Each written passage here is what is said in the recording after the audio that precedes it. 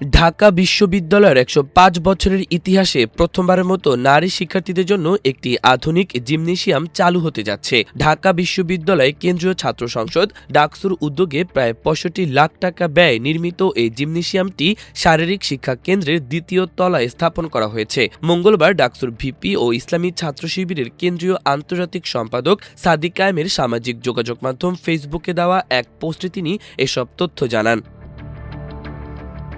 সাদিক কায়েমের ওই পোস্টে বলা হয়েছে, প্রথমবার মতো ঢাকা বিশ্ববিদ্যালয়ের ইতিহাসে নারী শিক্ষার্থীদের জন্য চালু হতে যাচ্ছে অত্যাধুনিক সুযোগ সুবিধা সম্বলিত ফিমেল জিমনেসিয়াম। ডাকসুর উদ্যোগে প্রায় ৬৫ লাখ টাকা ব্যয়ে আধুনিক এই জিমনেসিয়াম প্রস্তুত করা হয়েছে। শারীরিক ও মানসিক সুস্থতায় এখন থেকে আরও এক ধাপ এগিয়ে থাকবে ঢাকা বিশ্ববিদ্যালয়ের নারী শিক্ষার্থীরা। জিমনেসিয়ামের একটি ভিডিও শেয়ার করে ফেসবুক পোস্টে ডাকসুর ক্রীড়া সম্পাদক আরমান হোসেন লিখেছেন, ঢাকা বিশ্ববিদ্যালয়ে নারী শিক্ষার্থীদের জন্য প্রায় ৬৫ লাখ টাকা ব্যয়ে নতুন জিমনেসিয়াম। অন্যদিকে ডাকসুর কার্যনির্বাহী সদস্য ও ঢাবি শাখা ইসলামী ছাত্রী সংস্থার সভানেত্রী সাবিকুন্নাহার তামান্না বিষয়টি নিয়ে ঢাবি প্রশাসনের বিরুদ্ধে অসহযোগিতার অভিযোগ তুলেছেন। মঙ্গলবার বলেন, ঢাকা বিশ্ববিদ্যালয়ের শারীরিক শিক্ষা কেন্দ্রের দ্বিতীয় তলায় মেয়েদের জিমনেসিয়াম স্থাপনের কাজ সুষ্ঠুভাবে সম্পূর্ণ হয়েছে। আজ ৩০ জুন ২০২৬ জিমনেসিয়ামটির উদ্বোধন হওয়ার কথা থাকলেও বিশ্ববিদ্যালয় কর্তৃপক্ষের অবহেলায় সেটি উদ্বোধন করা যায়নি এবং ফরমালি উদ্বোধন ছাড়াও শিক্ষার্থীরা এখান থেকে সেবা নিতে পারবে না বলেও জানিয়েছেন প্রশাসন। উল্লেখ্য, এটি ডাকসুর বিশেষত ডাকসুর ক্রীড়া সম্পাদকের অনেক বড় একটি প্রজেক্ট। প্রায় ৬৫ লাখ টাকা ব্যয়ে এই জিমনেসিয়ামটি নির্মিত হয়েছে।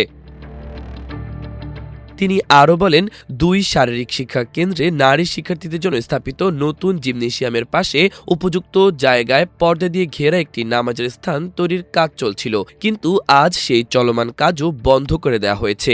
এমনকি যতটুকু কাজ সম্পূর্ণ হয়েছিল তাও সরিয়ে নেওয়া হয়েছে।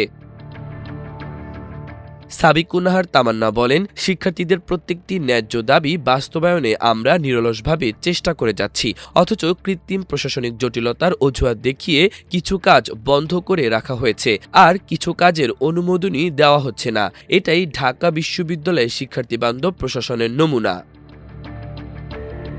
অপর এক পোস্টে ডাকসুর এই নেত্রী লেখেন, ঢাকা বিশ্ববিদ্যালয়ের নারীবান্ধব প্রশাসন দ্রুততম সময়ে জিমনেসিয়ামটি উদ্বোধন করে নারী শিক্ষার্থীদের সেবা গ্রহণের সুযোগ করে দিন। এদিকে নারী শিক্ষার্থীদের জন্য এমন উদ্যোগে ক্যাম্পাস ও সোশ্যাল মিডিয়ায় প্রশংসায় ভাসছেন ডাকসুর প্রতিনিধিরা। মাল্টিমিডিয়া ডেস্ক, আমার দেশ।